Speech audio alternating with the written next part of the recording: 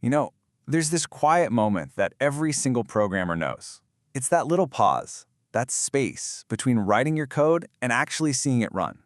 We kind of take it for granted, but inside that moment, there's this hidden world of really, really smart work happening. So you've spent hours, maybe even days, getting all the logic just right. You've laid out all your instructions, your variables, your functions, everything. And then, with just one command, you hand it all over. And then, boom, it works. The results pop up, the calculations are done, it all feels so seamless. But let's be honest, the code you wrote probably wasn't the absolute fastest or most efficient version possible. So, what happened in that split second? How did your instructions get so good? Well, it might feel a little like magic, but what's going on behind the scenes is actually way more interesting. Honestly, the best way to think about your compiler is to imagine it's an incredibly smart and meticulous editor. It takes your first draft, that's your source code, and before it publishes it for the machine, it polishes it, it refines it, and it makes it as clear and efficient as it can possibly be.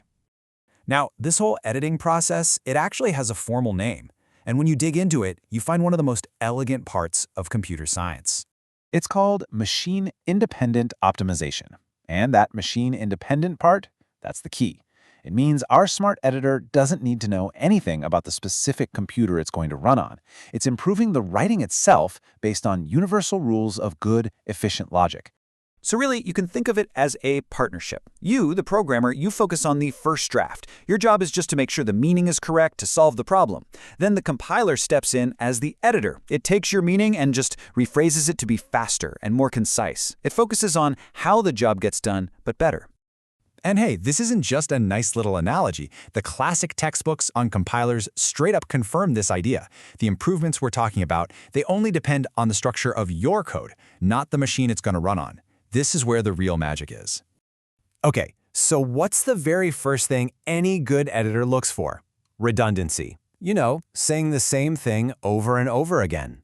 Right? If you write something like the final conclusion at the end, an editor's just going to change it to the conclusion. It's just cleaner. Well, your compiler does the exact same thing, but it does it with your calculations. This trick is called common subexpression elimination. And this slide shows it perfectly. If the compiler sees you calculating the same value, like 4 times I, multiple times, it's not going to do the math over and over. Nope. It does it once, stores that answer in a little temporary variable, you can see it here called t, and then it just reuses t everywhere else it's needed. It's so simple, but it saves a ton of pointless work. Now, this whole idea of avoiding redundant work, it builds into even smarter editing techniques. The next one is all about recognizing when work just doesn't need to be repeated at all.